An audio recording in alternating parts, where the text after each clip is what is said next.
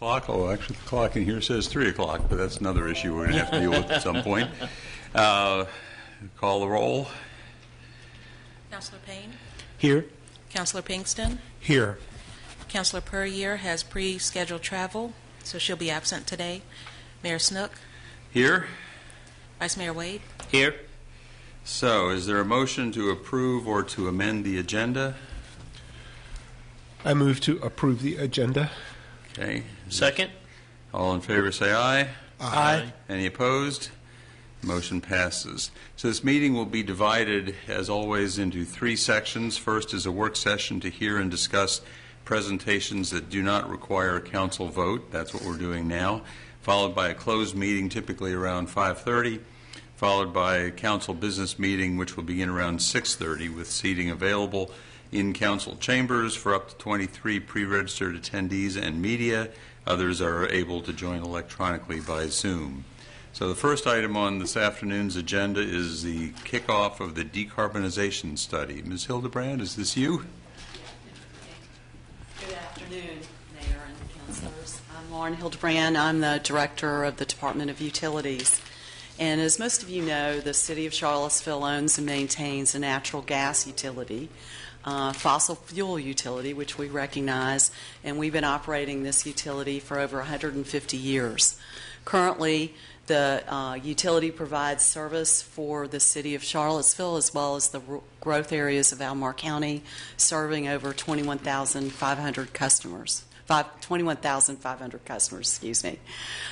We recognize that City Council has as a major priority the Climate Action Plan, and we want to ensure the utility helps reach those reduction goals by seeing what we can do. We recognize in the short term the Charlottesville Gas has continued to participate in carbon offset program as well as promote our energy efficiency programs, but we also recognize we need to look for the long term and how we can align with the city's climate action goals. So we solicited an outside consultant to help us look at that for the long term. And we want to make sure that we responsibly and accurately determine how the gas utility can be part of the solution in moving forward. We ask the consultant to provide it. We will ask the consultant to provide us information to look at things from a legal standpoint as well as an economic standpoint. We've hired Black & Veatch. And Dr. Hui Feng is here with us, who's going to give the bulk of the presentation tonight. She is a UVA graduate, so she's familiar with our community. And she's going to review a little bit about Black & Veatch and what their background is, go over some other studies they have been involved in the country that are similar, as well as review the city's scope of work. And with that, I'll introduce Dr. Feng.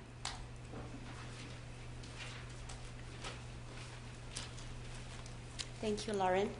Good afternoon, everyone. I really appreciate the opportunity to speak to the City Council regarding Black & Veatch as well as our plan for the decarbonization study that we're going to do for the city. And hopefully we will help the city to, at least the gas department, to be able to be in compliance and be part of the solution for the city to achieve the decarbonization objective. Is the presentation on? Yes, it is. Okay. Thank you. Are we on? Okay, I guess you can see it now, yes. Okay. I see. Okay, thank you. Can we go to slide 2 of the presentation? So I'm going to discuss several aspects tonight. The first one is going to be giving you a little bit introduction about background of Black & Veatch, what we do, what our service, what services we offer, and I think then we will turn back to the objectives of the decarbonization study as well as the key scope of work and timeline for the study. And I will be happy to answer any questions you may have at the end of the presentation. Next slide, please. So Black & Veatch is an engineering and consulting company headquartered in Overland Park, Kansas. We are a company with over 100 years of history, and we operate in critical infrastructure projects. So we operate in the fields of power, infrastructure, gas, fuels, and chemicals, water, wastewater, as well as telecommunication. We are about 9,000 people globally, and I think that we have about 2,000 located within the United States. And currently we have about 120 operating active projects around the globe, and we have a revenue level of about $4 billion in 2022.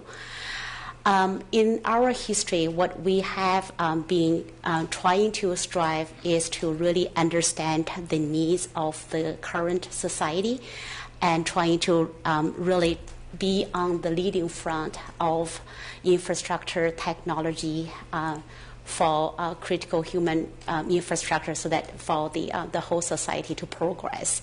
I think, next slide, please. Right now, what we currently have a strategic advisory division. We have provide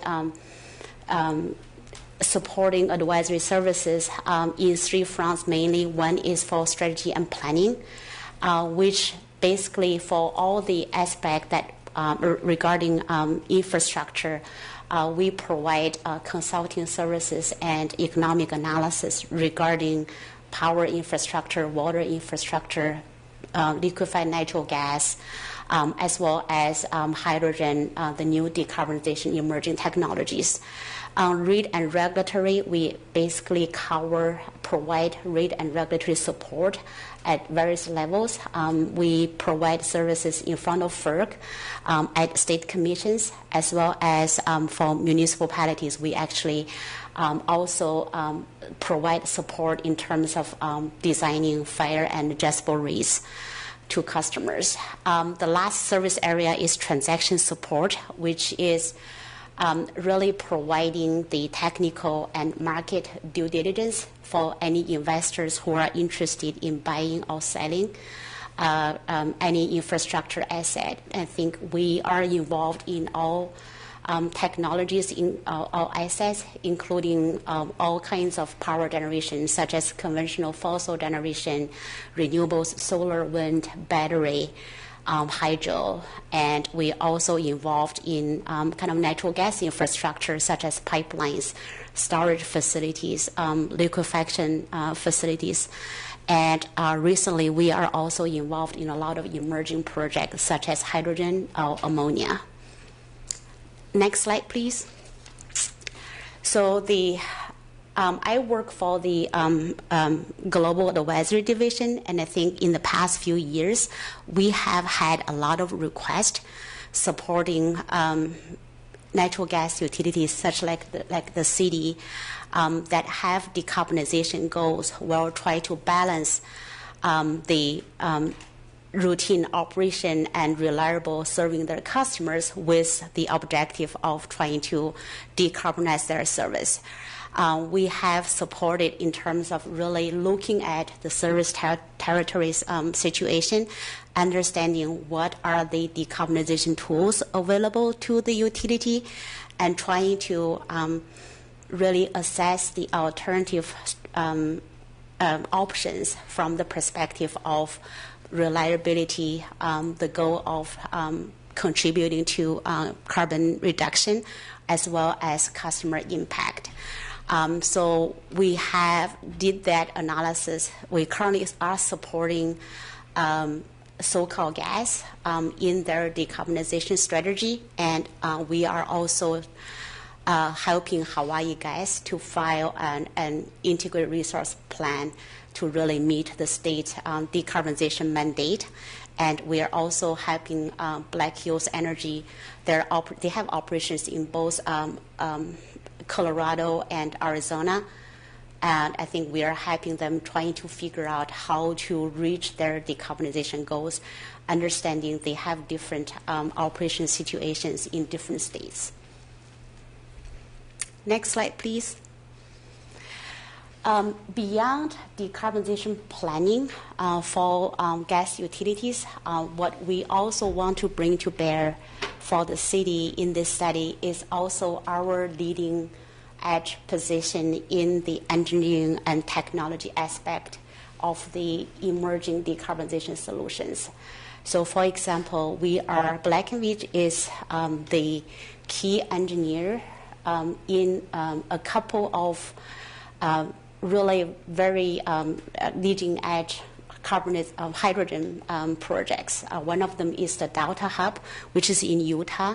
We are the owner's engineer where they were constructing they're converting an old coal-fired plant into a hydrogen firing powered plant. So we are responsible for the above ground engineering for the power generators and all the balance of plant facilities to be able to kind of using hydrogen to fire for gas for a combined cycle units that provide power to Los Angeles. We are also helping a couple of hydrogen developers trying to design and establish projects that use renewable energy to produce zero carbon hydrogen. So we are very familiar with the potential solutions that the city can draw upon in order to reach their decarbonization goals, both from a technical perspective and also from a capital cost requirement perspective. Next slide, please. We have also supported a natural gas utility in the Midwest, where they wanted to explore the option of blending zero carbon hydrogen into their natural gas stream so that they can reduce the carbon intensity for their natural gas supplies. And I think then we look into the potential technical requirement and their pipeline systems, understanding what will be the appropriate position or location for them to start the injection process and what will be the capital investment required to get a hydrogen blending project going. Next slide, please. We also understand electrification is another alternative that the city can deploy to explore for decarbonization purposes. So we actually had experience helping the different parties to understand the economics of electrification, especially from a transportation perspective. And we also provided economic analysis looking into the comparatives for customers from the perspective of if you want to switch to heat pump versus using conventional natural gas for heating. Next slide, please. So the next slide. Thank you. So essentially, the study was designed trying to be as part of the solution for the city of Charlottesville's decarbonization objective, which is 45% reduction of the carbon emission levels from 2011 by 2030, and then by 2050 reach carbon neutral. The objective is really trying to have a review of all possible solutions that the city can undertake in order to meet the carbon reduction objective, and also estimate the potential cost and benefit for each of the solution and highlight the potential impact on the city's operation system as well as on the customers or ratepayers. So that will highlight a potential portfolio of options so that the natural gas utility can meet the objective, but with manageable and very a clear, optimal solution for the customers as well as for kind of the community as a whole. Next slide, please. Next one. So I think essentially the scope is really structured very extensively around kind of the question of how do we review and evaluate possible solutions that the city can undertake to reduce the carbon emission levels of the gas utility. So the first one is the legality question. In that perspective is that the study tried to understand whether the city the ban that was undertaken by some cities around the country that really banned new natural gas distribution or new natural gas connection, whether that's legal. Black & Veatch is going to be playing a supporting role here. We'll provide a review of what's happening with other cities around the city and around the country, as well as the regulatory framework for that. There will be a legal firm, the law firm, who actually going to produce a legal opinion regarding that question. And I think then the next several scopes will be mainly undertaken by Black & Veatch.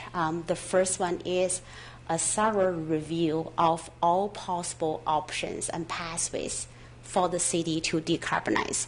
So that will include energy efficiency, electrification, carbon offsets, renewable natural gas, and certified natural gas, as well as zero carbon hydrogen.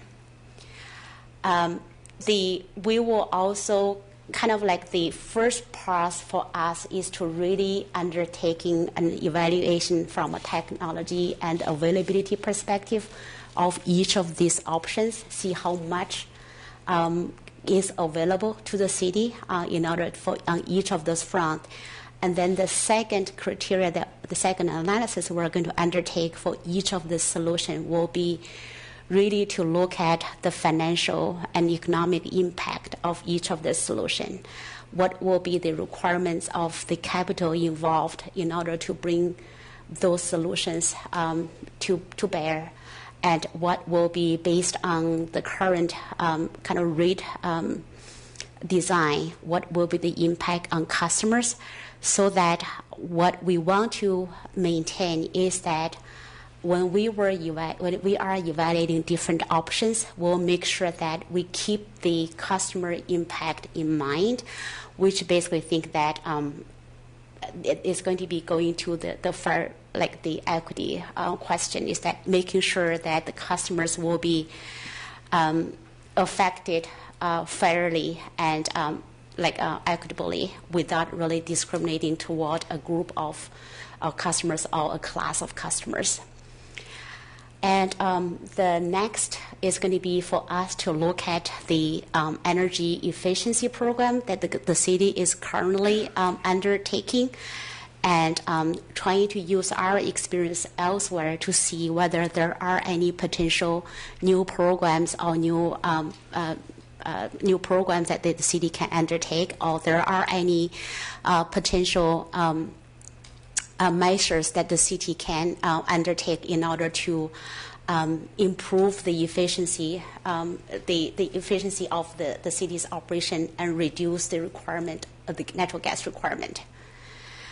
The study was planned for a year. I think what we will go through each of those analysis, and we're going to have periodic reviews with the gas, the utility, to really understand kind of the situations that are actually facing the utility, and really customize the study to really meet the goals specifically for the city. Next slide, please. So, and as I said earlier, is that the approach we're going to undertake is to really, for all possible solutions that could be part of the portfolio of tools that the city can use to reduce carbon. So we're going to put everything on the table, and we will evaluate each of the solutions from the perspective of technical readiness, making sure that it's technically feasible. We also want to understand or estimate the extent of the tools that could be available to the city. For example, if we look at renewable natural gas, we want to estimate how much renewable natural gas can be bring onto the city's system. And we also want to kind of keep in mind that all of those solutions will be evaluated on three perspectives. One is their impact on emissions reduction, whether it's going to be zero carbon solution that you bring in, or it's going to be for renewable natural gas. For some feedstocks, it's actually negative carbon intensity. And we also want to evaluate from other two criteria. One is reliability of service. So each of the solution we discuss should be able to really meet the customer needs reliably. And the third is the cost to customers, or the ratepayer impact, is that we want to understand for the city to bring about each of the solution to reach a certain level of emissions reduction, what will be the impact on customer rates. And I think we will make sure that we pick the solution that's achieve the carbon reduction goal, but with the most cost-effective approach. Next slide. I think that's everything I have prepared so far. I'll be glad to answer any questions you may have. Thank you, Dr. Pat. Questions? I'm going to start at this end. Yeah, thank you for that presentation. It was very interesting. Just a couple of things, and I could look these up myself, I suppose. Renewable natural gas, what is that? Renewable natural gas is actually is natural gas. So the chemical component is exactly that gas, but it's not mined or get out from the fossil deposit. Is that so it really can be used to generate it, transform from kind of different kind of feedstock, such as I think one example will be cow manure. Got it. You put them into a lagoon. I see. I think then use some catalyst so that you generate natural gas, and that not natural gas, but it's still natural gas. Methane. But then you can put it into the pipeline system. Thank Very you. natural gas. Yes. Sometimes called biogas. Yeah. And is your focus, you mentioned electrification and other things, but your focus is just on the gas utility itself, is that right? Yeah, I think our study scope right now just trying to figure out ways for the natural gas utility to decarbonize. Okay. Yeah. Is there anything we could do to shorten the length of the study in terms of time frame? I think we can discuss that with Lauren at the city. The understanding is that we will require. The analysis itself is once we have the data, the analysis itself is quick. But I think is that what we would like to be doing is that we want to understand everything related to the city, the gas utility, what their current situation is. So we customize the study to meet the needs. But if the council wants to see the study quicker, we can definitely talk with Lauren and see what we can do here. Yeah, I want obviously it to be a quality report, which I'm sure it will be. I'm just hoping we can move quicker than a year is all. Is it possible to get maybe quarterly updates on where things stand and what y'all are learning? Yeah, we can definitely. We're happy to make that happen. Yeah. Yeah. Thank you very much. Sure. Yeah. Thank you for the presentation. I had a couple of questions. Again, thank you for your presentation. You mentioned the term technical feasible for Charlottesville. You said technically feasible. I just want to know, you mean for Charlottesville or just could it be done? Yeah, I think this is a very good question. It actually covers both the state of the technology development globally and particularly to Charlottesville maybe. We will focus on both. So for example, if we want to discuss whether the city can use zero carbon hydrogen to reduce the carbon intensity, we want to understand, we're actually going to review the technology of producing zero carbon, the level of projects that's been going on. We know there are different colored hydrogen, so you can use green energy to split water. So that's electrolyzers produce green hydrogen, and then you can also use natural gas through SMR process, but you actually capture the carbon at the end. So that gives you what we call blue hydrogen. I think we want to talk about different technology progress on both of those fronts. Well, yeah. What I was really kind of getting at is that I know that a lot can be done. What I want to get at is that I just want to make sure that part of the study is want to make sure that our staff has the capacity to carry it out. If we have to hire more or whatever, I just want to make sure that that's part of it as well. Does that make sense? You think that whatever capacity that the city needs to do in order to adopt that particular technology, is that what?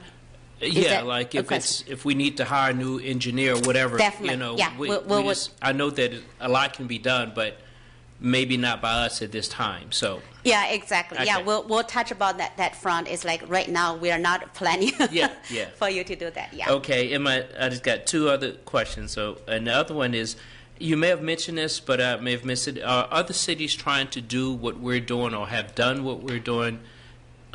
Yes, no? I think I would just say in general, as I said earlier in the slide, we helped a couple of large utilities. We are supporting them in terms of getting through their decarbonization planning process. But no city certainly not comparable. From a city perspective, we have not had. We actually had a city. We work with a city, is a city in Colorado. Mm-hmm. They want to. They have a combined electric and gas utility. Mm-hmm. So their focus was really trying to procure 100% renewable energy to meet their decarbonization goals. Because of their gas footprint is smaller, so they were thinking they haven't really approached the gas decarbonization perspective yet. Okay. So my last question is, and these are some terms that maybe everyone may be used to, but I'm still learning it. You said certified natural gas and renewable natural gas. I would have been using them interchangeably, but I guess it's a little bit different. Renewable natural gas is sometimes like it's biogas. It's gas generated through some process of either using different feedstocks such as cow manure, agriculture waste product, and then you have landfill or construction debris. All of these, you put them into a big, like a lagoon, and then they like ferment them somehow. They become you actually get natural gas. So that's renewable natural gas. It does have because you are taking some of the emissions away from the environment. For example, cow manure, they're supposed to emit methane into the environment. Mm-hmm. If you make them into natural gas, you are reducing the existing emissions. Mm-hmm. So renewable natural gas coming from cow manure actually have a negative carbon intensity, just because you're taking some existing emissions away. Mm-hmm. Those were renewable natural gas, so those were really low carbon intensity or zero or negative carbon intensity natural gas. Certified natural gas is a little bit different. Those are still natural gas you produced from underground, from gas fields. Mm-hmm. But I think what they have done is that in the process of producing and transporting the natural gas, certified natural gas make sure they have gone through a relatively rigorous process to control the leakage. So they basically saying that were produced in a really responsible way to minimize what we call the methane leaks during the production and the transportation process. So it's still fossil fuel, but it's just the carbon footprint, it is a little bit less because of the production process. Okay. I'm already more enlightened today right now than I was 30 minutes ago. Thank you very much. You're welcome. Thank you. So when you talk about the timeline for the completion of the study being a year, is that basically a year from today, or has there been some work that's already been done leading up to the presentation tonight? It is a year from today, but we are assuming the analysis could be done a little bit earlier. We budget a year for us to deliver our preliminary results, for the city to comment, for the council to have a chance to review and comment. I think it's the final date, the finalized date is going to be a year. It's similar to Councilor Pinkston's question. Is there any plan for kind of some interim reports in that time frame that are tied to maybe some actions that could be pursued before the completion of the study? Yeah, I think we definitely had planned for intermediate review with both the city. I think that's going to be more frequent. And then we can actually also have some periodical updates with the council as well. And as part of the study or any work that's going on now, will either the study incorporate, or is there work being done now to begin to pursue the programs that are available through the Inflation Reduction Act, specifically for municipally owned utilities to incorporate renewable energy and electrification into their portfolio? We definitely will consider that, and I think one of options we could consider is the if we look at hydrogen, we can really incorporate the cost of hydrogen being able to be eligible for the IRA's tax credit. So that's going to be reducing the overall cost to the city. Yeah, because I mean, one of my concerns about the timeline is there's billions of dollars, including for programs specifically for municipally owned utilities, and that totally changes the cost-benefit analysis. And if we're not pursuing that, we're going to miss out on those opportunities. I believe there's money beyond even just tax credits available for renewable energy to be incorporated into municipally owned utilities. Yeah, I think we can consider some of the options that's available to the city and maybe just like put forward, like advance the analysis of those options up front. Is there, as part of the scope of the analysis, or again, any work that's already underway now, include the utility either owning community solar or serving as a middleman who's connecting customers to community solar projects? Because I think we're really trying to find a solution for the natural gas utility. I think right now we have not directly considered those as part of the option solution, but we are going to be really looking at the impact when we're doing the electrification study, which basically means that you integrate some of the renewable solar projects, get some credits or funding from outside, and then try to offset that the cost of electrification. Because I would, however it gets incorporated, that would seem really important to me. I mean, I'm a little concerned about the heavy emphasis on hydrogen, just because, from my understanding, blue hydrogen is not carbon neutral, and hydrogen technology is pretty far away from being able to be deployed, certainly in a way that's carbon neutral on certainly the scale of like a municipally owned utility. So it seems like if we're looking for even midterm, like 10, 15-year time horizon change in the emissions impact of our utility, that hydrogen is probably not really going to be part of that solution, and we're probably going to have to look more at something like community solar projects. Yeah, no, I think I totally agree with you on that assessment of hydrogen. So what we're looking for is really, we're not excluding anything off the table, and we are looking for the time frame. The objective is try to reach carbon neutrality by 2050.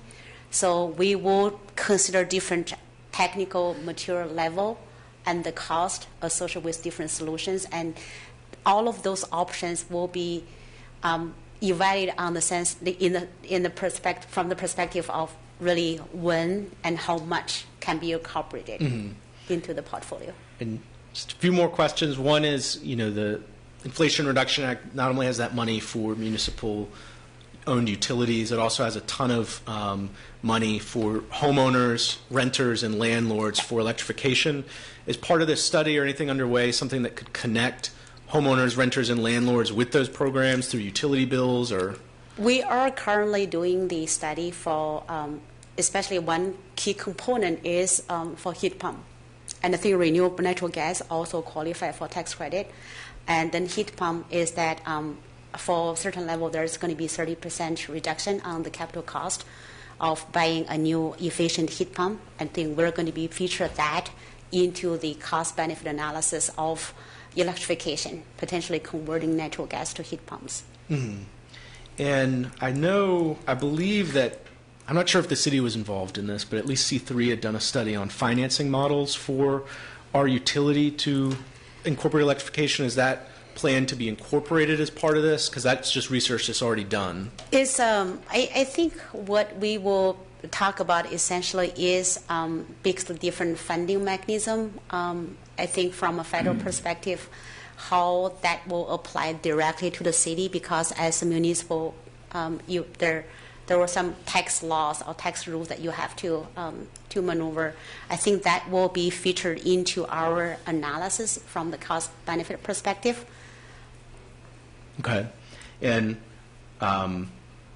final two questions. One is, this is obviously connected to our climate action plan. Is anyone from the city's climate team plan to be a part of this study and process directly? I think the first part of the study is really trying to get as much information as possible, understanding the city's the gas operation situation, the footprint, customer class, kind of different end users of natural gas. I think to the extent that the climate action team may have some either opinion or assumptions they want us to consider in either the amount of gas different class of customers may have, or kind of the weather changing patterns, we would be happy to incorporate those into the study. Mm-hmm. And similarly, there really are a lot of national experts in our community on these issues. We have the Southern Environmental Law Center located here. Is any of their input in a formal way planned to be incorporated into this process and product in any way? I would let kind of Lauren to answer that question. What I think right now, what we were trying to get is trying to customize the analysis from a perspective of how to come up with implementable solutions for the city. So right now we are actually focusing on the city's situation. Mm-hmm. Thank you. That's all the questions. And just final thought is, I think us having a municipally owned utility is an enormous opportunity. We have an extremely well-run utility, which is a huge asset for us. And I know it's not easy to make any change, and no one is expecting we're going to snap our fingers and something's going to happen in 6 months or a year. But I think if we all can approach this in good faith, I really think there are some transformative opportunities with the IRA that I just really hope we don't lose out on. So thank you. Okay. Thank you. And the only thing I wanted to ask about, because other councilors have already asked most of the questions I would have asked, is that I know that the Department of Energy has a lot of focus on hydrogen in particular, and a discussion here at the University of Virginia about locating a hydrogen research hub nearby and having people in the chemistry department at UVA doing research specifically on hydrogen. I'm not quite sure whether I understand all of what they're working at, but certainly it's something that is likely to have some bearing on the kinds of work that you're doing, although probably not for about 10 years. That's very correct. So the rush and the focus of hydrogen actually started before the Inflation Reduction Act. The law that was passed, the bipartisan infrastructure law, they basically have allocated $8 billion to establish what they call the hydrogen hubs across the country. So what they were advocating to do is to for the government to sponsor certain hydrogen projects, which right now at the current level may not be profitable, based on private investment only. So we are currently involved. I mean, Black & Veatch has been supporting, I would say, 3 or 4 of those hubs. They're trying to get DOE funding.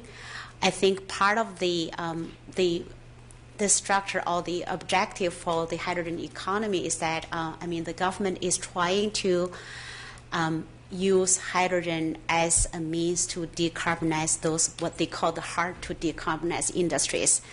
And I think by What do they call the what? hard to decarbonize industries. So, for example, it's like some of the industries really not conducive to other forms of decarbonization ways.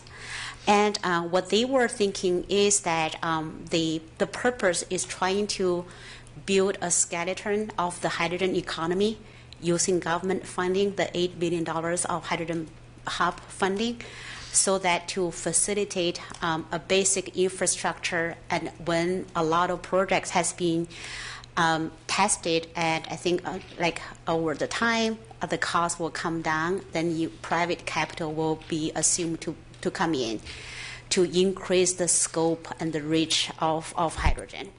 And I think if the university is participating in any of those funding programs, I think it's a perfect opportunity to really study the impact and maybe the potential benefit that the city can use that as a way to decarbonize. Because if you are studying really very economic or cheap ways to generate hydrogen from using electrolyzers from renewable energy, I think then that will be used to say, okay, I think then you have a supply source of hydrogen that the city can easily incorporate. So I think that is a good thing potentially for the city to understand what implications and to what extent it can utilize hydrogen. Mm-hmm. Okay. Well, I say all the rest of you already asked all my questions, so I'm good to go. Do you get something else? Yeah, I think Vice Mayor touched on this, but are there other cities that are doing this beyond what Black & Veatch is doing, but other comparable sorts of cities that are wanting to phase out their natural gas utility and are sort of a little ways further down the road, or are we kind of right on the leading edge of doing this, in your opinion, in the industry? We were involved in, we kind of like learned a few of those cities because we know the city of Berkeley in California, they have stopped new natural gas connections. So essentially any new buildings are not allowed to natural gas hookup, so you have to get all your energy from electric sources. But I think so far as we are what we are doing and what we know is the city has not all of the natural gas utilities on the municipals has started to really look into how they can decarbonize specifically. We have, as I said, we have a couple of cities they were trying to reach. They have their own decarbonization perspective, but I think for now they seems to be really trying to reach using to decarbonize their electric source of energy use. And the decarbonization study that we have been doing mostly were for IOUs. The big companies, big utilities, they have an objective. I think then they actually have a big business to decarbonize. So their size is much bigger. We have been studying systematic ways for them to be able to participate in the decarbonized economy. Okay. And then the last thing is, can you describe the deliverables we'll get at the end of this? Is it going to be, I know some of this you're still working out, but what might we expect? I mean, are we going to see like cost estimates and schedules, or is it more just sort of like high level options analysis? Do you have any sense of what we're buying with our study? Yes, you're going to get a report. So we're going to write all the analysis, do the analysis, and put them into a report that really says. So, for example, if we look at electrification, we want to really assess or evaluate each of those potential solutions. We want to see electrification. What is the scope? How much the city can electrify? What is the customers' economics that if they have any potential incentive to electrify. And I think what is the cost that if they switch from gas to electricity, what will be their cost?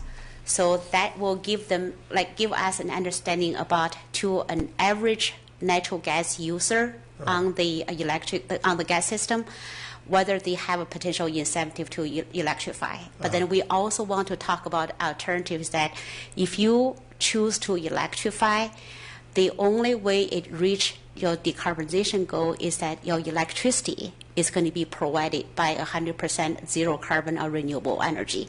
So we want to look into the electric service territory to see what will be the expected carbon intensity of the electricity.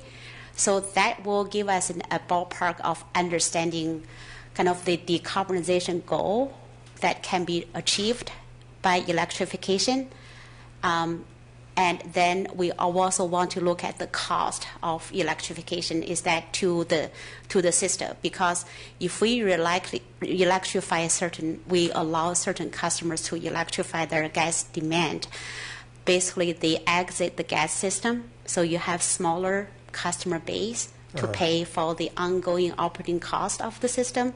Right. Then whoever will left on the system will have to bear a higher cost on a per unit basis. And we also want to make sure that we have some really recommendations or strategies so that you do not you do not create inequity on the system, because typically electrification requires an upfront investment for a new electric furnace. And I think people typically with means are economically well off, they can afford to do that, and customers who may not be as well off may not be able to afford to do that. So we don't want to create a situation where you have rich customers leaving the system and settle the poor customers with less means paying for an increasing cost. So we want to balance the two.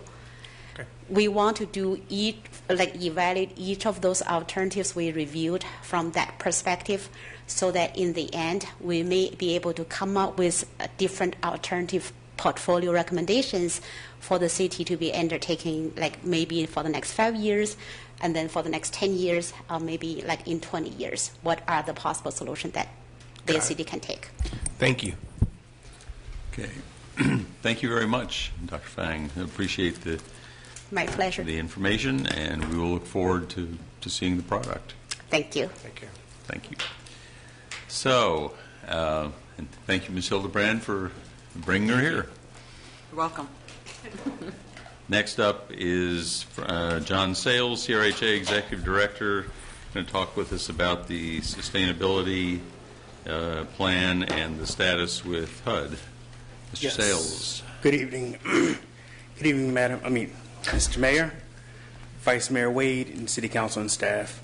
I'm here to talk about our sustainability plan update and also the proposal that I previously sent to you.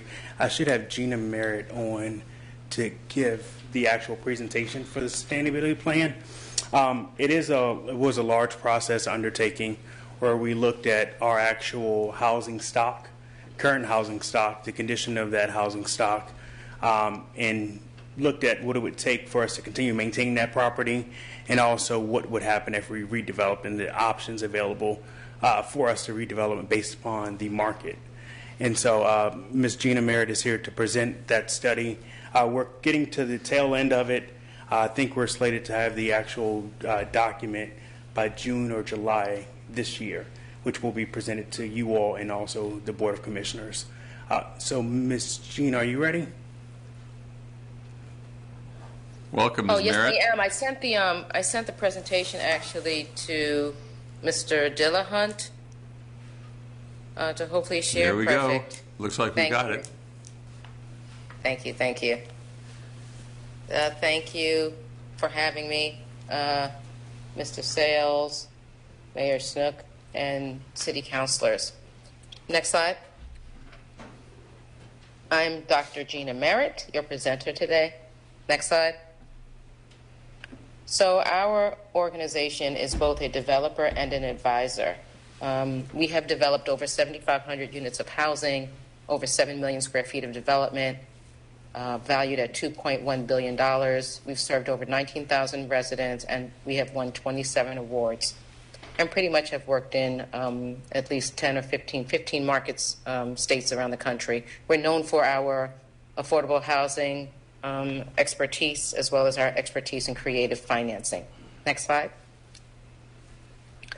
So again, we are actual developers, and so that's the great thing about working with us, is that we are practicing development every day, and this indicates essentially we have over $400 million of projects in our pipeline, including consulting work, construction work, and development work between Cleveland through the Mid-Atlantic. Next slide.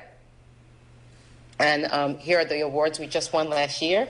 We do a lot of work in community development, where we help find people from underserved communities employment. And so through that practice, our innovation in that practice, and our real estate, we won 7 awards last year. Next slide.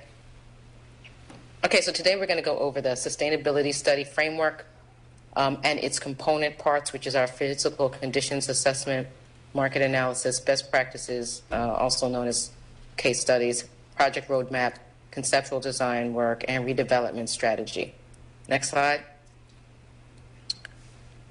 Next slide. Okay, so these are the components. Physical conditions assessment. We have already performed a site visit to each property and assessed the condition. Market analysis. We evaluated the market, looking at existing affordable housing and housing demand, and a few projects have delivered since we completed our initial market analysis, but we will update that for the final report. Best practices research, again also known as case studies. We've researched award-winning projects in order to study the best practices and determine what great ideas from those developments might work for CRHA properties.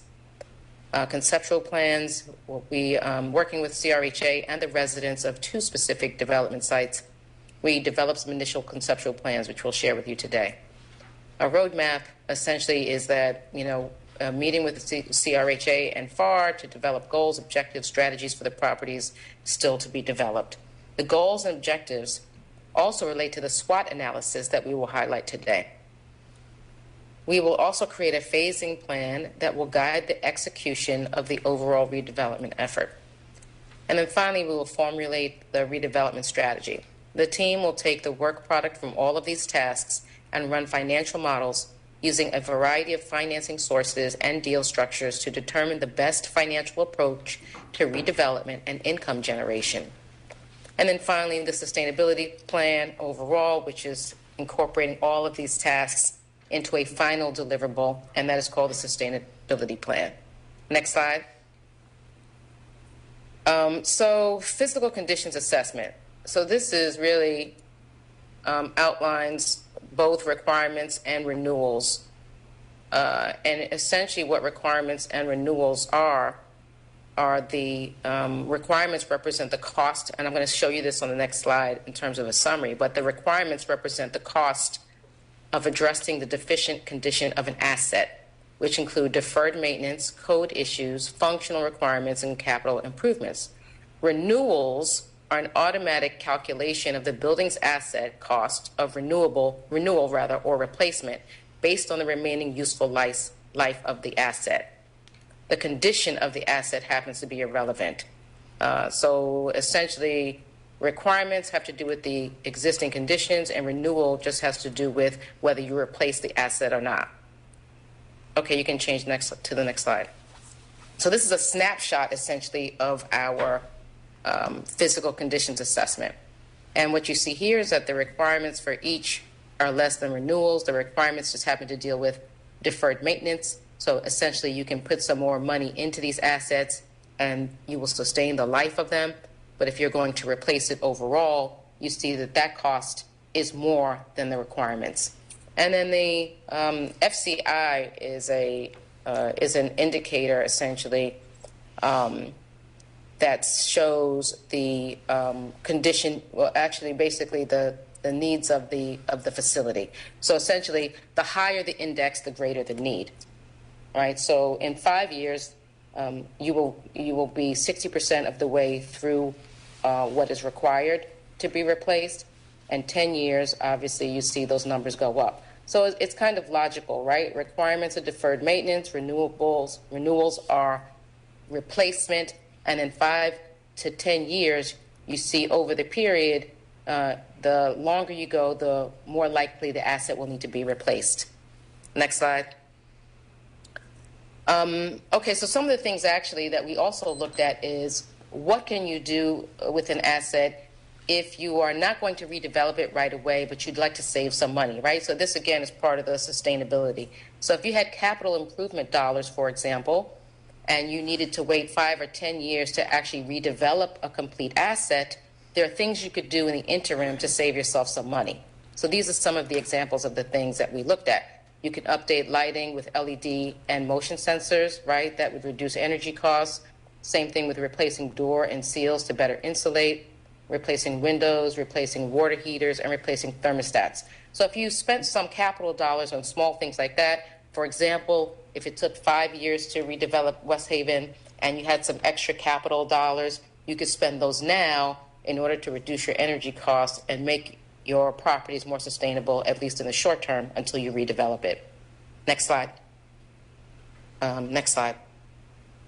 So we looked at the existing tax credit properties, and really in essence from the slide, what you can see is that tax credit properties are really outside of the city center, right?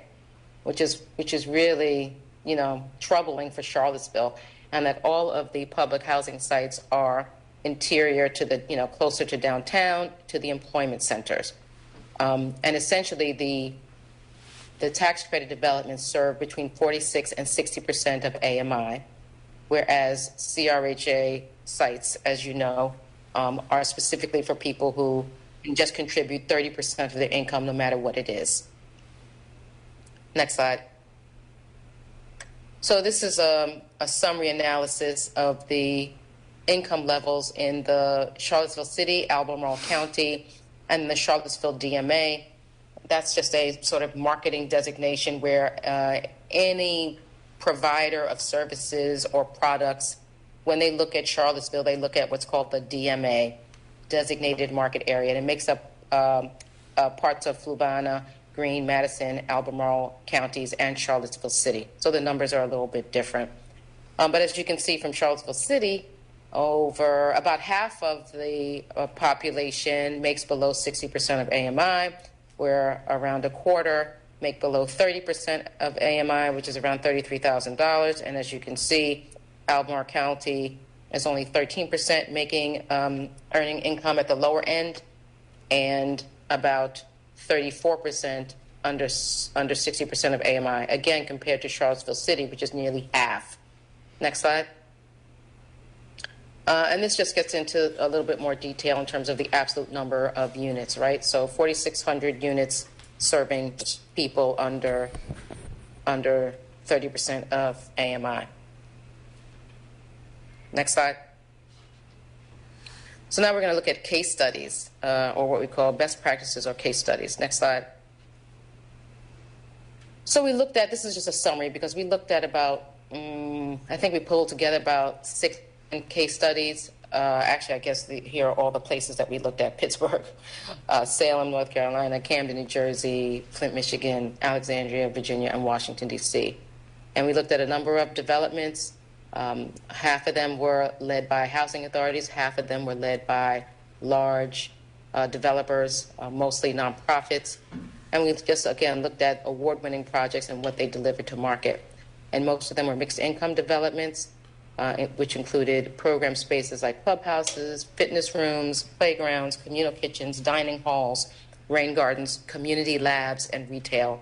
And then the income mix over all of them was between 30% to 80% AMI, which is 80%-ish is workforce and market rate units, as well as public housing replacement units. Next slide. Next slide, please. Essentially, this slide shows you our analysis of what each site had the potential to be. Now, some of the sites were the Housing Authority is looking at using capital dollars to redevelop, just to renovate, and then we have 2 specific sites, and those are highlighted in red, of where we are going to develop plans and financial feasibility studies to determine the highest and best use for those sites. And that would be Avon Levy, right, which we know is like a garage right now. And so we have the status of all of these properties on other slides. But this is just a zoning analysis to show you the full potential. Next slide. These are 3 other sites: First Street, Madison, and Mitchie. Next slide. Riverside, West Haven, again in red because that property is slated to be redeveloped that we're working on the plans for. Next slide. Okay, so now we're just going to look at those 2 sites, Avon Levy and West Haven, in terms of a SWOT analysis and what makes those sites, what opportunities are really there for redevelopment. Next slide. Okay, so Avon Levy, excellent location, right? 6-minute walk to downtown. There's no grocery store within 2 miles, so that is an opportunity. The challenge is that the site is small and compact, and because of that requires structured parking. And then the other part of this is looking at the construction costs, right? Because structured parking can be expensive, and COVID impacts are still here and still very real. I have several projects that should have closed last year that did not close, in fact, because of construction costs and the gap that they created. Next slide. Okay, West Haven. West Haven is a large site, so there's a huge opportunity there to create many more units than exist. I think right now there's about 126 units there, and based on our zoning analysis, you could probably get to 400 if you wanted to. So there's no direct access to Main Street, and as you know, the site sort of backs up to some parcels that do connect to Main Street. So that's a challenge. So definitely looking for opportunities to connect there. There's a site that one of the CRHA's partners owns that, hopefully we can work that to be able to connect to Main Street. We also will need some, most likely, additional utility infrastructure support because, having 126 existing units and then perhaps tripling that will definitely put pressure on the existing utility system. And then, also it will take some time to deliver that to market. Obviously, if we get to 300 units, that will have to be delivered over time, both because of economics and to just managing that level of development. And again, construction costs are still excessive. Next slide. Next slide. Okay, so now we're going to look at the conceptual plans we developed for both Avon Levy and West Haven. We developed a couple of options. Next slide. Next slide. This is option A. Next slide. Okay, yeah, this one. So option A is about 100 units, and this is basically an overall site plan showing you some of the elements, the setback, the residential loading, where the grocery loading would occur. The lot is about 48,000 square feet. And again, there's a legend here. So hopefully if you don't have a copy of this yet, we'll get you a copy so you can look at it in more detail. But essentially for these 100 units plus grocery, we're projecting 29,000 square feet. You would need 230 parking spaces. Next slide gives you a better idea of massing. And so this is a 4-story residential building, again, with penthouse and retail. And actually, we also included, in terms of commercial, a clinic. And so you see that space inside of the massing view in pink. And then the other components. The grocery is the light green. And again, the multifamily is the 4-story periwinkle blue, for lack of a better term. Mm-hmm. Okay, next slide. This is just another view of the building. Next slide. Okay, option B. Next slide. Option B is a little less dense, 75 units, a fewer parking spaces, about 200, but it also includes, again, a grocery and clinic. Next slide. And so this just shows a different scale, 3 stories of housing versus 4, and a different angle. Next slide. Just another perspective. Next slide. Okay, now we're going to look at West Haven. Next slide. Option A, next slide.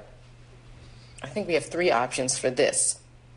So this is 354 units, which includes 553 parking spaces, 8,900 square feet of commercial, and you can see the different product types. So the yellow is a multifamily building, the green are single-family homes, I guess more looks like duplexes, and then the blue are townhomes. And then here we have some other kind of interesting sort of case study uses. The orange we cited as a farmer's market or some flexible retail space. And then you see the black, the black strip is, could we create a pathway from the site up to the parking lot and then be able to cross into Main Street. And then the dark green would be some kind of retail area for the residents to own and have their small businesses. Next slide. Okay, this is just a massing view, so you can see how this stacks. So you see those are pretty tall buildings. Again, this is 354 units, and that's why we came up with 3 options to sort of show how we could come up with 3 different master plans. And, you know, this would be expensive, but this just demonstrates a way that you could get density to be able to create some low-density units as well as some high-density units. Next slide. Next slide. Option B. Okay, so this one is 274 units, and so the pink, or the salmon color, is a lesser scale of multifamily garden apartments, and again, the blue are townhomes, and I talked to you already about the other uses, the orange at least, and the black. And here we have an indoor rec center or clinic and a basketball court, and that's 274 units with 349 parking spaces. Next slide. Again, this is just a massing view, so you can see those 4-story garden-style apartments, 4 stories on grade. So you're just parking it essentially on the site. Next slide. Option C. Next slide. This is 250 units, so we removed some of the multifamily. And again, you see you have towns and singles and pretty much the same other uses. 397 parking spaces this time. Next slide. Similar massing. Next slide. Okay, next slide. Redevelopment strategy. So for the sites under development, next slide. 6th Street and South 1st Street. Essentially, 6th Street, the Housing Authority is contemplating 2 phases of development. Phase 1, construction will soon begin, and Phase 2 is in the planning stages. For South 1st Street, in the planning phases, the idea is to maintain the low density and its zone downtown extended corridor, so you could go up to 101 feet and 240 dwelling units, although that's not going to happen. But again, this is about talking about what the full potential is. Next slide. So now the sites using the capital redevelopment program. Next slide. These sites are Riverside, Madison, and Mitchie. Again, that's just about using your existing capital dollars to renovate. And so the idea for all of these sites is to maintain the low density, again, to redevelop the existing housing stock, and really, for the most part, add a green program to improve energy efficiency. And then for Madison, also looking at the opportunity, perhaps add a little bit of additional density. Next slide. Crescent Hall, renovation is complete, so folks are about to move in the next couple of weeks. And again, that was an opportunity just to redevelop an existing building. And then all of the single-family homes that would just be renovated under the existing capital program. Next slide. Okay, now the sites to be planned. That's West Haven and Avon Levy. Next. Okay, so for these two, again, we just showed you the plans. We looked at best practices. Essentially, we still have to finalize what the actual density is going to be on both sides. We met with residents and leadership for CRHA, and part of the way we're going to do a final determination of density is by running the numbers, which is essentially the next phase of our work.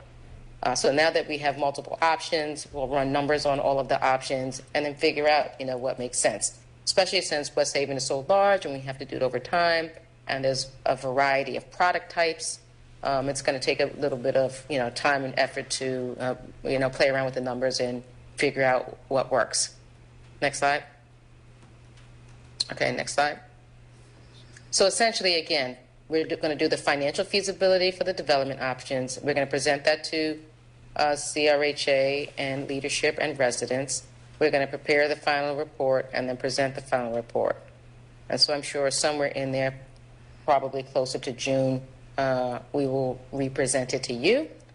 But the next slide essentially shows the schedule, which might be a little hard to read, but it shows you that beginning in April here, in the next week or two, we're going to start working on the funding strategy and going back and forth with CRHA and the residents about really what's possible, and then we'll craft that final deliverable. And again, looking at the developer fees that are generated, the income that's going to be generated from a redevelopment effort, and how that can create sustainability for the long term for the housing authority. That's next slide. I think that's it. Questions? Questions, council?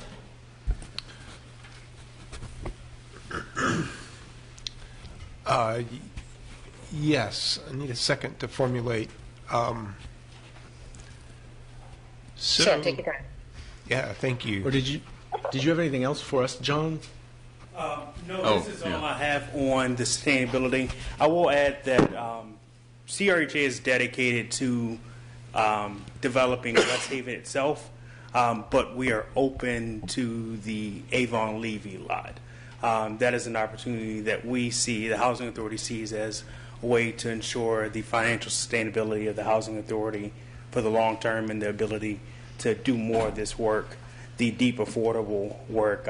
We don't see that as an opportunity for a lot of affordable housing due to the cost of developing that site. So we do know that that is probably going to be a market rate development with close, maybe a little bit more than minimum, but close to the minimum number of affordable units based upon zoning. So I do want to throw that out there. We will not be coming to the city looking for funding for Avon Levy to develop it. That will be a private development, so we'll probably put out an RFP to request for proposals from developers to develop that site. Could I? Yeah, I'd like to jump in on that one because, yes, as a developer and a consultant, we've seen that multiple times where housing authorities or municipalities sell their land in order to facilitate other development or just to have cash in the bank. I worked on a project actually in Alexandria. It was a similar thing that the housing authority essentially in their case, they did a capitalized ground lease. Oh no, they did two things. They were trying to do a ground lease, but they also did a fee simple sale for part of their land in order to get the maximum dollars per square foot for their land. Because if you do a capitalized ground lease, sometimes there'll be a discount in terms of price. But that can generate a lot of capital for housing authorities. I've just seen that done multiple times. Yeah, is it possible to get a copy of the slide deck? Yes, I have it. I'll make sure I send it out as soon as I get back to my computer. Good. I'll have it here. So the sustainability, help me out a little bit. So this presentation was to give essentially an overview of all of the projects that you all are hoping to do. Is that right? Yeah. So the sustainability study looked at our current conditions of all the properties that we own and manage today. Well, we started a little over a year ago. So at that time, and then based upon that analysis, determine the financial cost of maintaining that property over time, and also depending on how close of it end of its life, depending on some of the assets like 6th Street was one that was really close to the end of its life. And so taking that step of looking at the units and also looking at the market. So based upon our wait list, voucher, and public housing, and the studies that have been completed by the city, how many units are needed and at what income levels, AMI levels, are the units needed? And then how does CRHA's mission fit into the number of units needed, and then what resources we can bring to the table to provide those units. So what we did know was the public housing, just managing public housing does not work. Every housing authority is going through the same issue that has not changed their business model to a business. They've ran it as a housing authority. And so we know divesting from public housing, where we only receive on average $250 per month on a unit, even though we cover all of the utilities. So if I'm receiving $250, I'm still losing money on that unit because I cover water, sewer, trash, gas, and electricity, and pest control, which is a lot of money. And so we're changing that model and going transitional vouchers. So when a housing authority exits the public housing program, they're given opportunities to build either new units, or they can receive a voucher as a replacement unit for that public housing unit. The housing authority has opted into receiving a voucher, and then we're using that voucher to place it on that site. So a good example is Midway Manor and Friendship Court. The current Friendship Court, which is 100% project-based voucher. So the federal government is cutting a check for the difference of what the tenant can pay, the 30%, and then what the actual rent is set at, set amount of rent. So with public housing, the rent changes all year long. So if someone gets a job today, we recalculate their rent based upon how much earnings they're making. But they can quit that job or get fired in a week. Then they come back to us and say, hey, I no longer work at that job. Can you recalculate my income? When we recalculate the income, what they pay goes down, and sometimes it's like $35, which is our minimum rent. And so each year it could change. You may budget it at one amount, but it's definitely going to change. We're doing, I want to say we probably do 10 to 15 interim changes a month in the public housing program, from folks getting jobs, changing jobs, adding family members, removing family members. So different ways that would affect your income. So the term sustainability is financial sustainability. Correct. But it's for your whole portfolio, it sounds like. It's for the entire housing authority, correct. The entire housing authority. And you're basically looking at all of your assets and whether they need to be recapitalized or, I guess, torn down and something built in its place. And while you're doing that, you're also looking at new funding, the new funding streams through, as you just mentioned, with the voucher. Yes. Okay. And you'll have this report in June or July? Yes, that's the current schedule. Is June or July, early summer, I believe, late summer. So I know we're tight on time. I think Brian asked a lot of my question. Because of the first presentation, when I first saw sustainability, I had a different mind track, but I understand what sustainability you're referring to now. I just want to say that two things. One is that I think that you're all the only game in town that really deals with the deeply affordable residents, and I'm asking, Joy may be asking this later, but we need to make sure we define what affordable is. So she's watching. I'm channeling this through Joy to ask that. So thank you. This is really good. I'm looking forward to seeing the different models of particular West Haven, the 3 models there. Just a temperature check. I know we've got the closed session at 5:30, which is just board's appointments. Hopefully we can get through. Are we comfortable going a few minutes over? Yeah. Just because I think this is important. A few, yeah. Not I am. an hour late, but 5 or 10. All right. So you referenced part of the financial stability is pairing units with vouchers. What is the amount of monthly income you're getting with a voucher paired unit versus the public housing units? So on average, we receive $250 a month for any size bedroom public housing. With the one bedroom with the voucher is $1,231 a month. For a two bedroom is $1,471 a month. For a three bedroom is $1,829 a month. And for a four bedroom is $2,267 a month. So with Crescent Halls, we did a split between public housing and voucher. The voucher units are doubling the income, or tripling the income that Crescent Halls was producing pre-development. Why would anybody stick with the public housing model? Because there's more protections for the tenants Okay. than with the voucher unit. That's really the big difference. But we know as an agency that it's not financially feasible to not, or to only build public housing and to not take advantage of the voucher. And so at all of the sites, we've taken advantage of the vouchers. And at South First Street Phase 1, we actually added 24 additional vouchers from our own portfolio. And that's going to be our goal going forward with any development that we acquire or redevelop ourselves. And there's also the Faircloth Amendment federally, so you legally couldn't build new public housing. Well, if you we wanted, can build right? new public housing, just not over our cap of 376.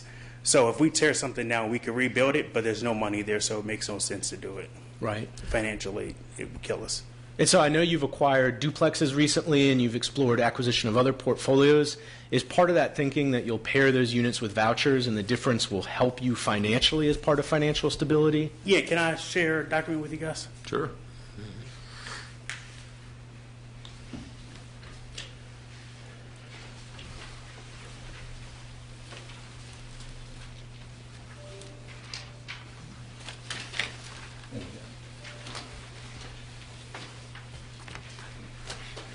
All right, so what I'm sharing with you is a pro forma for the development acquisition, portfolio acquisition that I did discuss with you. Well, I've sent an email about it in the past. And it shows, I plugged in some new numbers based upon what we could rent the units for. The first page is the pro forma with the new rental income that could be produced from renting the markets with a voucher. And the second and third pages show the current rents for those units and then the voucher rents for those units. So based upon our math, it's about $400,000 in unearned rental income that's available putting vouchers on those units, which is what we would do naturally over time as the unit becomes available. We did the same thing with Montrose and Coleman, where we provided those units for the voucher holders that were getting vouchers, and each of the units are renting at what we have on the voucher. If an individual is not on the voucher, such we had a couple hangovers that were already living in the units, we kept the rent at its current rent, but as the unit becomes open, we'll make them available for voucher holders, which is a big barrier here. There's a lot of barriers to housing, folks. Credit check is a big one. When they check individuals' credits, they typically want nothing less than like a 650 is what I've heard. I've heard some as high as 700. Criminal history. I had an individual that had an assault on her record from 8 years ago and was unable to lease up a voucher. Criminal history. Oh, and rental history. So individuals that have been evicted are having a hard time. And so with the units that we purchased using city funds, we've removed all those barriers, and we're housing individuals who had vouchers but had a really hard time and were coming up against their extension clock to get housed. So when you any acquisitions, you pair them with vouchers, you're actually going to be taking the AMI level of families down, and would you estimate that's going to be 0 to 30% AMI for new residents who move in? Yeah, on average, it's 0 to 30% AMI. For the units that will not have a voucher, we're committed to housing at 60 to 80% AMI. Mm-hmm. Just because we're going to have flat rents on them, so it won't have the model of we change the rent based upon income. There will be flat rents. And your voucher waiting list has a priority set aside for homeless individuals, correct? Or am I misinterpreting that? It doesn't yet, but we are adding it now. And so it's going to be in front of the board, I want to say at the end of April, maybe middle of May, to add a preference for homeless. And the preference for homeless will allow the wait list to stay open all year long. It'll stay open indefinitely for individuals that are homeless. Because I guess my understanding is basically you're the primary agency serving 0 to 30% AMI, and as well as providing more permanent housing for homeless individuals. Yes, in all three of our programs. So public housing has a preference for homeless, SISRAP has a preference for homeless, and HCV will as of May.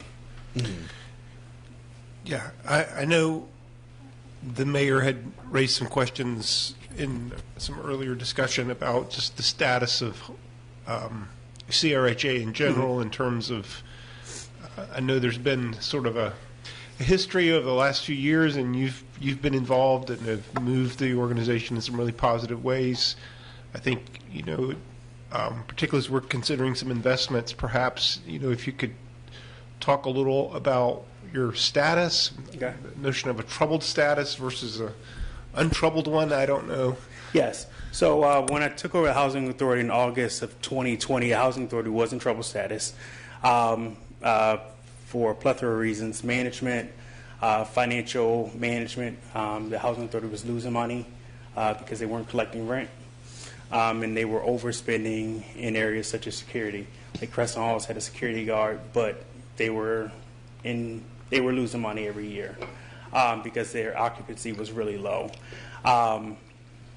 And the physical condition score was low as well. And so when I came in, what I noticed was we had over 70 vacant units. We had 4 maintenance guys and over 100 or so open work orders. So I immediately hired maintenance guys, created a turn team that just focused on turning vacant units. So we had that under control, and I had a team that was just focusing on addressing open work orders and completing inspections. HUD, we did our last scoring about a year ago now. We exited out of trouble status. We still have a physical substandard score because the physical conditions of the buildings, they're old. It's been neglected. HUD has its hand in there. They do not provide enough capital funds to maintain the buildings. Rents are low. We're going through a pandemic where we weren't inspecting units because an individual could say they have COVID and we would walk away and not touch the unit. And people had COVID 8 times last year. And so since we had some of those challenges, the physical score was rough. The financial score, I don't have it in front of me, but I believe Mr. Sanders provided those scores. I believe it was 23 out of 25 for the financial scoring. And the management, I believe, was 23 out of 24. And so management, they look at your occupancy, which right now is a 98.3% occupancy. They also look at your TARs, which is your tenant accounts receivables. We've received full points for that. We were able to get that number down to like $20,000, which was less than 2%. And the rest of that scoring is the number of months of operating reserve. So last year we ended with 3 months of operating reserve, which is far above the HUD's goal of 2 months of operating reserve. So we have another physical inspection that's scheduled. It's not scheduled yet, but it will happen this year. If it happens before May, we'll be doing the old inspection, which is REACT, and if it happens after May, then we'll be doing a new inspection called Inspire, which will be our first one. HUD was modeling it a couple of years ago, but we did not get picked for that model last year. I expect us to exit the substandard score because we put in a maintenance plan that required quarterly inspections, and my staff received REACT and Inspire training, both the maintenance department and the housing department, and they've been conducting the inspections and completing the work orders. Thank you. Was there other questions? I know, Mayor, you'd had some questions about just I had a number of questions that I raised over the weekend after looking at the pro forma. Many of them are questions we probably ought to talk about in some other time. But the overall concern that I guess that I've got is in thinking about a sustainability plan. Maybe it has been done and I just haven't seen it, or maybe it is about to be done by Ms. Barrett, and we'll see it in another month or two. But I'd just like to see sort of the functional equivalent of the pro forma, but for the agency as a whole. And because one of the concerns that, I'll just be real blunt, if we're going to put $5 million into a project that is by far the most expensive per unit project that council has contributed to in all of this, I want to have a real plan for knowing, first of all, that money is going to be well spent and is not going to be simply going into things that should have been taken care of a long time ago. Second, that if this plan is going to create the kind of, well, for lack of a better term, sustainable source of income or source of revenue that will help make up for some of the other shortfalls, I would feel a little bit better about it. Maybe that is the plan. The one thing I note in the pro forma is that it assumes that rents would rise at 2.5% a year. And I know that one of the problems that CRHA has had in years past has been an unwillingness on the part of the board to take the actions necessary to preserve the financial health of the agency when it is balanced against the potential problems for individual tenants. And so the overall concern that I guess that I've got is seeing this overall financial picture for the agency as a whole, identifying the sources of revenues, and perhaps this is one of those sources of revenues. Perhaps Avon Levy is another source. Let's figure out what all those things look like so that we have a real plan for the next 5 or 10 years that we can all look at and say, okay, I see that. It makes sense. It doesn't rely on magic beans. That it's a good plan. And like I say, some of these things are questions that I'm going to want to ask more directly about the proposal that was given to us this weekend. But it all fits into a broader concern that I've got about the financial viability and what the conditions are going. I shouldn't put it, viability is the wrong way to put it. What conditions have to be met for the long-term financial success of CRHA. I want to put it in positive cast. Yeah, and I will add, we've done a lot of work to change some of the previous practices of administration. I think we give too much credit to the board when we talk about rent collection, because that's not a function of the board. It's a function of the previous administration in their decisions not to collect rent. And so those are things that we are addressing and we have addressed. It shows with our tenant accounts and our financial scores with HUD. And I will say I have a staff that has been focused on that. And just the last week, we've collected $26,000 in delinquent account rent, and that's from the tenant. It's not from a rental program. It's from the tenant coming in and making payments on their account. And so we've created a process to ensure that those funds are collected, and we're going to make sure that that happens in the future. The percent that I used on the performer is, I would say, conservative. The voucher rental percent typically increases between 5% and 8% a year. And so if we went the voucher route, there's even more room to increase the rent, which would not affect the tenants that are living in those units. Okay. Mr. Sales, does it make sense what the mayor was, in other words, the sort of analysis that was done for this particular set of properties? How would it affect the entire agency? Is there a way to look at sort of from a, and perhaps your consultant could help you with this, and maybe she already has this worked out, but, a way to look at sort of the 10,000-foot view, whatever analogy you want to use, to say, okay, these are the assets we have, these are the rents that we're expecting, this is how, maybe that's what the sustainability report will look. Maybe that's what it will look like. It will. That's the last part. Going like this, so that's the last part of the process, the financial piece. I think if there's a way that just perhaps if it's not completely fleshed out, but something like high level that we could have sooner rather than later, I think would give some comfort, as we face some of the decisions that we're. Yep. We can take a stab at that. I will say everything that Gina has worked on has not included this portfolio, so none of this information. Okay. All this is probably really new to Gina because this is something I've been working on behind the scenes the last 5 or 6 months.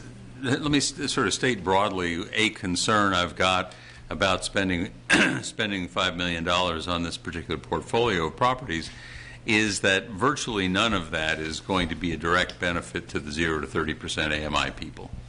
Well, and if so, can we at least say that here's a way that we're going to be able to stabilize the rest of the agency so that it will have a benefit to the 0 to 30% AMI people?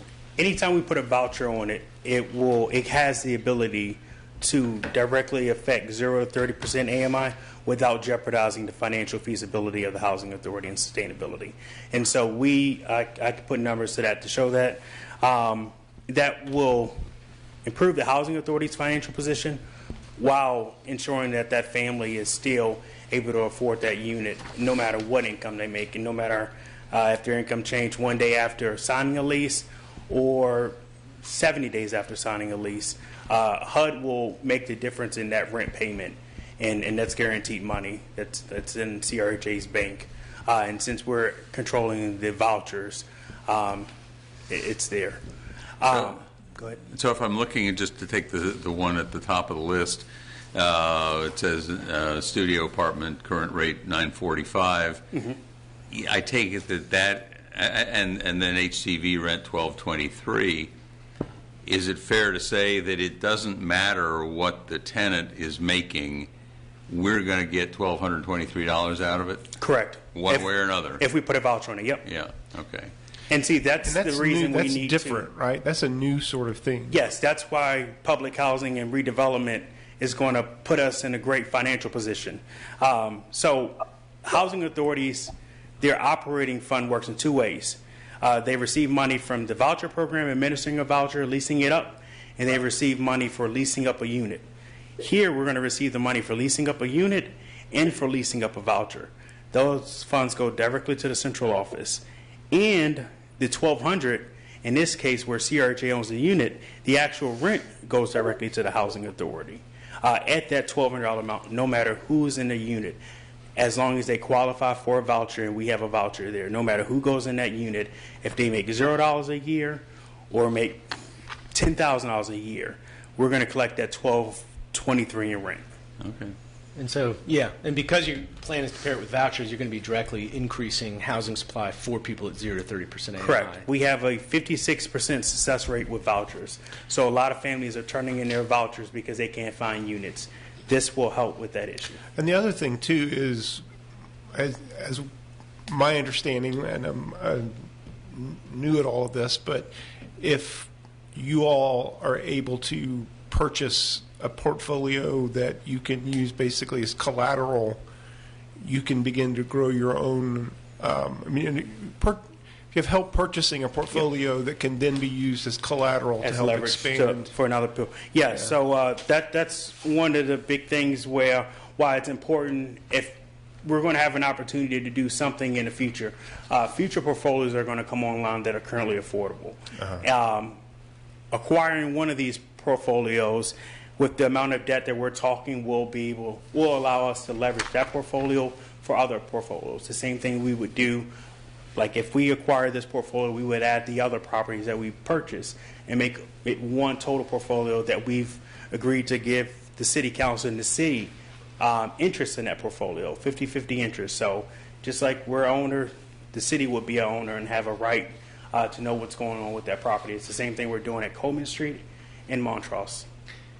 And I know there's some relevant deadlines and staff needs direction from us.